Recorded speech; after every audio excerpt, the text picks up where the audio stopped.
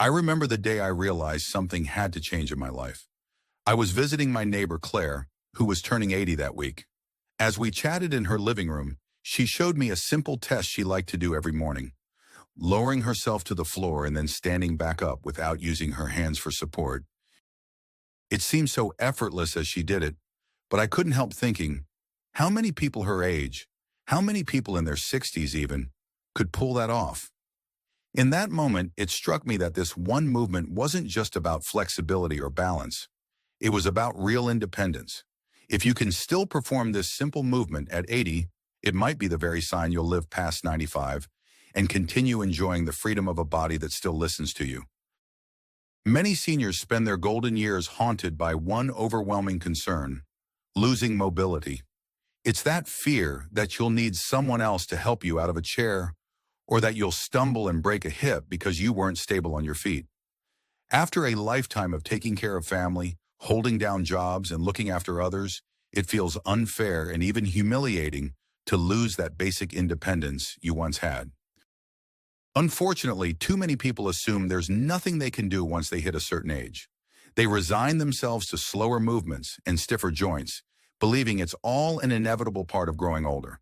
But the truth is, there's a lot you can do, no matter how many birthdays you've celebrated.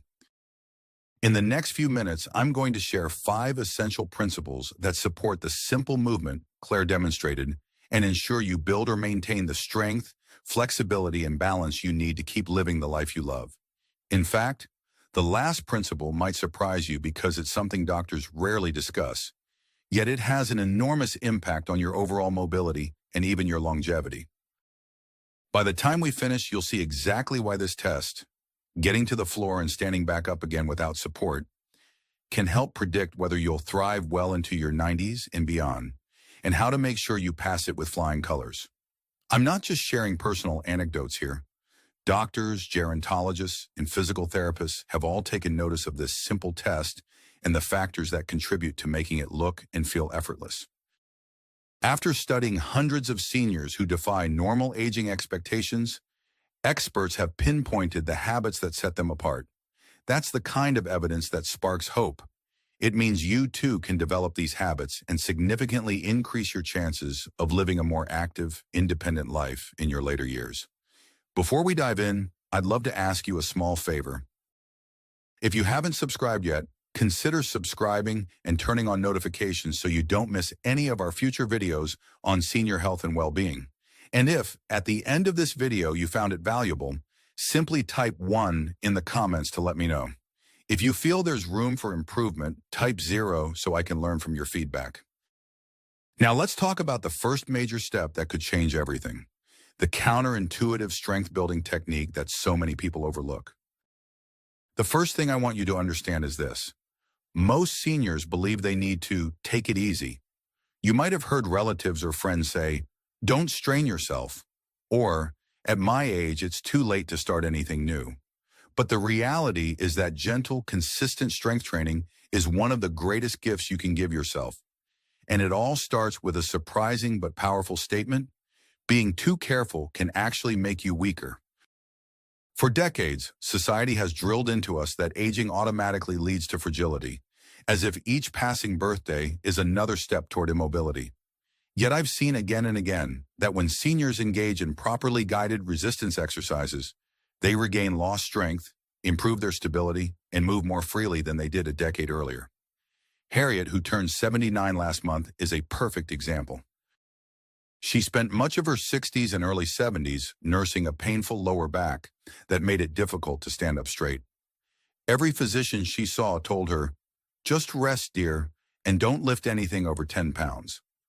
Taking that advice at face value, she refrained from any kind of strength training, only to watch her back pain worsen and her day-to-day activities become more difficult. The common misconception here is that lifting or resistance work is dangerous for seniors. The truth is, inactivity often poses a far bigger danger. The body is like a carefully tuned car. If you stop driving it for weeks or months, the battery dies, parts start to rust, and it won't run smoothly. Harriet decided to go against conventional wisdom when her granddaughter, a physical therapy student, encouraged her to do a series of gentle bodyweight exercises. She started with something as simple as partial squats, not going too low, but focusing on maintaining proper form. She also began lifting very light hand weights, just a couple of pounds each, while seated, performing slow bicep curls. She quickly discovered a surprising insight. As her lower back and leg muscles got stronger, she actually felt less pain. Far from injuring herself, Harriet found that her stronger core gave her back a level of support it hadn't felt in years. Within 6 weeks, she had fewer back spasms, could stand straighter, and was even able to help carry groceries in from the car. "Don't baby your body" became her personal slogan. The more she applied this mindset, the more stable she felt. If you're looking for a simple, actionable step to get started, try a minimal routine at home with wall push-ups. Stand about 2 feet from a wall, place your palms flat against it, and do 10 slow push-ups. It might sound trivial, but even that small effort signals your muscles to wake up and prepare for more movement. Over time, you can progress to countertop push-ups or light resistance bands. Remember, the emotional benefit is huge. It's not just about building stronger muscles. It's about regaining confidence in your own body's abilities. Think of how empowering it feels to know you can lift your grandchild or safely pick up a laundry basket without worrying about hurting yourself. Now let's move on to the second principle that will build on this newly reclaimed strength. But before we do, if you're still with me and finding these insights useful, please leave a comment below and type the number 2. That way, I'll know you're here, staying engaged and eager to keep learning. Here's another bold claim. You might be breathing all wrong. That sounds absurd, right? After all, we've been breathing since the day we were born. But most of us, especially as we age, fall into shallow breathing patterns that don't give our muscles or brain enough oxygen to function at their best. We often inhale with our shoulders hunched and exhale so quickly that our bodies barely register the breath. This approach limits the oxygen flow that supports muscle health, joint recovery, and even mental clarity. The misconception is that breathing is purely automatic. While it's true you don't have to consciously remind yourself to breathe, how you breathe matters a lot. Think of oxygen as the fuel that keeps your body's engine running smoothly. If the fuel line is kinked or restricted, the engine can sputter or run inefficiently. Studies have shown that controlled diaphragmatic breathing lowers stress hormone levels and improves circulation, both of which are crucial for seniors who want to maintain or improve mobility. Let me share a story about Walter, age 82, who used to get dizzy spells whenever he got up from a chair too quickly. He assumed it was just old age creeping up on him. During a routine checkup, a nurse noticed that Walter took very shallow, rapid breaths. She suggested he might benefit from a simple breathing exercise, breathing in for a slow count of 4, pausing for a second, then breathing out for a slow count of 4 or 5, focusing on expanding his lower abdomen rather than his chest. At first, it felt strange to him. He'd never thought about his breathing before. But after just a week of practicing belly breathing for a few minutes a day, Walter noticed that he felt steadier when standing up. 1 month in, his dizzy spells had all but disappeared. The surprising insight here is that breath work can act as a hidden power source. It not only helps deliver more oxygen to your muscles, but also calms the mind and reduces anxiety that often accompanies balance issues. "Breathing is your built-in recharge," became Walter's slogan. Whenever he felt a wave of panic about getting out of a chair or climbing stairs, he'd stop and take a slow, deep breath first. That simple reset lowered his heart rate, gave him clarity, and made everyday tasks easier. If you want to try a practical, actionable step right now, place one hand on your chest and one hand on your belly. Breathe in through your nose, feeling your belly rise, and then exhale through your mouth, feeling your belly fall. Repeat 5 times. Notice any difference in your heart rate or sense of calm. This small shift in how you breathe can relieve tension in your neck and shoulders and even help with stamina when you do the daily movement test of sitting and standing without assistance. Having the right breathing technique can also affect how flexible you feel. When your muscles are well oxygenated, they respond more easily to stretches and movements, preparing you for that ultimate floor-to-stand challenge. Now, if you're still here watching, learning, and practicing that breathing exercise, drop a comment below with the number 2, just so I know you're engaged and still benefiting from these tips. And if you haven't subscribed yet, now might be a perfect time to hit that subscribe button and turn on notifications, because the next principle addresses a hidden factor most people ignore when it comes to mobility. Let's talk about the third principle, harnessing the power of stability training. We often think of balance as purely physical, like trying not to wobble when standing on one foot. But the bold statement here is that true balance starts in your brain before it ever shows up in your body. Think about the times you felt unsteady, your muscles tense, and you might even hold your breath.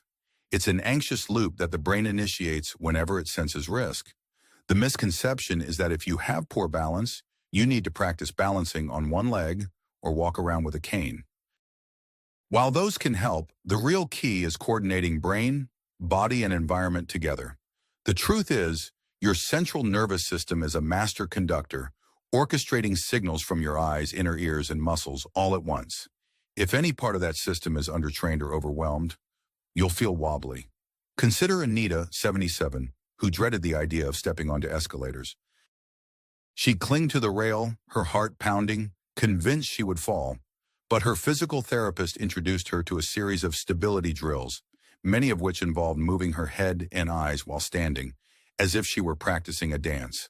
Anita started with something called spot turns, where she'd pick a focal point across the room, slowly pivot in place, and keep her head turning last. This forced her brain to practice stabilizing signals in real time. It might sound odd, like something you'd see in a dance class, but it led Anita to a surprising insight. Her balance issues weren't simply because she was getting older. They stemmed from her brain not practicing those micro-coordinations. Within a couple of weeks, she noticed that walking around corners in her house felt easier.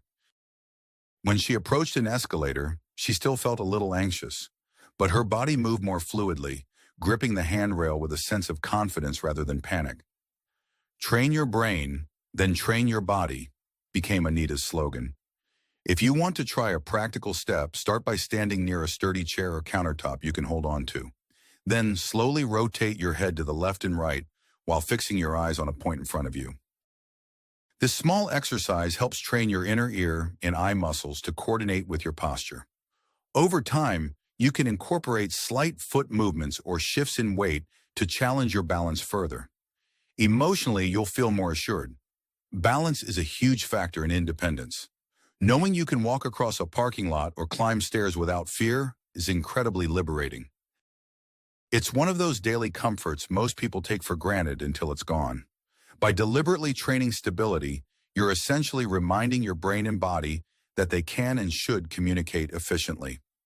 Now that we've examined strength, breathing, and stability, let's move to the fourth principle. But first, if you found this third principle valuable, let me know by typing the number 3 in the comments. Your feedback truly helps us create content that serves you better. And if you haven't already done so, subscribing now will ensure you don't miss our future videos about senior health strategies. The fourth principle builds on all of the above, tapping into the magic of flexibility through mindful movement. People often see stretching as something you do to warm up, but the bold claim here is that the right kind of stretching can rejuvenate joints and keep your body in prime condition well past your 80s. The misconception is that flexibility is only for gymnasts or yoga enthusiasts. However, any senior who wants to sit down and stand up without help can benefit from gentle, consistent stretching that targets the hips, lower back, and shoulders. The surprising truth is that stiff joints aren't always the result of bad luck or an inevitable side effect of aging. They can be eased by focusing on small, deliberate movements. Take Philip, 74, who developed tight hips and hamstrings from years of driving a taxi in a big city. After retiring, he tried to remain active by gardening, but found that bending down to tend to his flowers caused him significant discomfort. He assumed it was just part of getting older until he discovered a short joint awakening routine online. Every morning, Philip spent 5 minutes rotating his hips in slow circles, gently stretching his hamstrings with a chair-assisted forward bend, and rolling his shoulders to release tension in his upper body. Within 2 months, he reported that Not only could he weed his garden without pain, but he felt a newfound sense of agility. No more rusted hinges, he joked. Indeed, the biggest revelation for Philip was learning that small daily increments of focused flexibility work added up to enormous gains in comfort and mobility. If you'd like to try a practical, actionable step right now, pick one key area you know needs attention. Perhaps it's your lower back, and spend just 2 minutes each day doing easy stretches. That could mean lying on your back, hugging your knees gently, and rocking side to side if your doctor approves it. Or you could do seated cat-cow movements in a chair, arching your back and then rounding it, all while breathing slowly and steadily. Think of it as sending a friendly message to your muscles and joints. You're still allowed to move freely. Emotionally, there's a sense of relief and empowerment when you feel your body loosen up. It's like oiling a door hinge that's been squeaking for years. You might be surprised how even a slight improvement in flexibility can dramatically enhance the ease of sitting down on the floor and standing back up again. After all, the more flexible your hips and knees are, the less strain you'll feel in that ultimate mobility test. Speaking of engagement, if you're still with me at this point and the idea of mindful daily stretching resonates with you, please type the number 4 in the comments. And if you haven't subscribed yet, I encourage you to do so. We're heading into the final principle, which just might be the missing puzzle piece that ties everything together. Now let's talk about the 5th principle, one that isn't discussed often enough, yet may be the biggest predictor of whether you can keep getting on and off the floor without a struggle well into your later years. It's about understanding and managing chronic inflammation. The bold statement is this: inflammation isn't just about swollen joints or aches and pains. It's the silent factor that accelerates aging throughout your entire body. Many seniors believe that occasional stiffness or swelling is just something they have to live with. But the surprising truth is that inflammation can be fueled by certain lifestyle choices, and reducing it can lead to drastic improvements in mobility, energy, and overall vitality. Picture Elsie, 80, who had resigned herself to daily pain in her knees. She assumed no amount of exercise or medication would really help, so she just tried to endure it. One day, a friend suggested she keep a simple food journal to track what she ate and how she felt. Within a week, Elsie noticed a pattern. On days when she ate sugary snacks or had processed foods, her knee pain flared up more than usual. She spoke with a nutrition-savvy specialist who recommended adding more anti-inflammatory foods like berries, leafy greens, and fatty fish while cutting back on refined carbs. Over the next month, Elsie's pain eased by nearly half, and she found that the post-dinner walks she had once avoided now felt manageable. The emotional benefit for Elsie went far beyond knee pain relief. It was the realization that she had control over her body's internal environment. By making small adjustments in her diet, like swapping her late-night cookie for a handful of nuts or a piece of dark chocolate, she was actively fighting off the chronic inflammation that had been holding her back. She called this newfound perspective "feeding my future," because each meal was a chance to choose better mobility and a more active life. If you want a practical, actionable step, try incorporating a simple anti-inflammatory routine for a week. Replace at least one typical snack, like chips or pastry, with anti-inflammatory alternatives, such as apple slices with peanut butter or a bowl of mixed berries. Track how you feel the next day.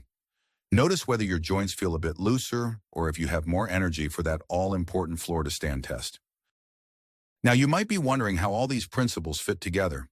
Think of the body as an orchestra.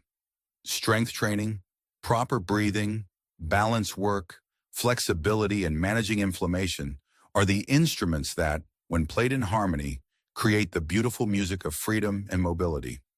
You're not stuck with a single approach. Rather, you can combine these elements to craft a daily routine that supports your life goals. All these changes might seem overwhelming at first, but remember that a single step can lead to many more. Choose one exercise, one breathing technique, one small dietary change, and commit to it for a few weeks. You'll likely feel your body responding, growing stronger, more flexible, and more resilient. And that floor-to-stand test you once thought impossible may become second nature. If you've listened all the way through, I want to thank you for investing this time in your well-being. As we start wrapping up, take a moment to consider everything we've discussed. Building gentle strength, practicing conscious breathing, refining balance through brain-body coordination, focusing on mindful flexibility, and reducing inflammation through lifestyle choices. Each of these 5 components feeds into that key ability to lower yourself to the ground and stand back up with ease. That's the movement that signals you're likely to continue thriving well into your 90s, because it shows your body is still strong, adaptable, and supported by smart habits. If you only take away one message, let it be this: your age doesn't determine your potential, your habits do. Imagine waking up a few months from now and discovering you can play with your grandchildren on the floor, get in and out of your car without wincing, or tackle that flight of stairs you used to avoid. Picture the gratitude you'd feel as you realize these changes aren't just for the young, they're for the young at heart too. Which one of these 5 principles resonated most with you? Maybe it's the idea of tackling inflammation through smarter eating, or perhaps it's discovering the power of mindful breathing. Whatever it is, I challenge you to take at least one small step in that direction today. If it's flexibility you're after, start with that 2-minute stretch. If it's strength, try those wall push-ups. If you want better balance, practice turning your head and focusing on a spot as Anita did. I invite you to share in the comments which principle spoke to you and how you plan to incorporate it into your life. Your feedback might inspire someone else who's reading and wondering if they can do the same. If you found this video helpful, please give it a thumbs up, subscribe, and share it with another senior in your life. These small actions from you make a huge difference in helping us continue to create content that informs and empowers. Remember, your body has carried you through many chapters of life, and it's never too late to rewrite the next one. You have more power than you think to shape your daily experience and ensure that something as simple as standing up from the floor remains effortless for years to come. Thank you for watching, and here's to proving that age is just a number when you give your body and mind what they need to thrive. I look forward to seeing you in the next video, where we'll dive even deeper into strategies for living your best life well beyond 80.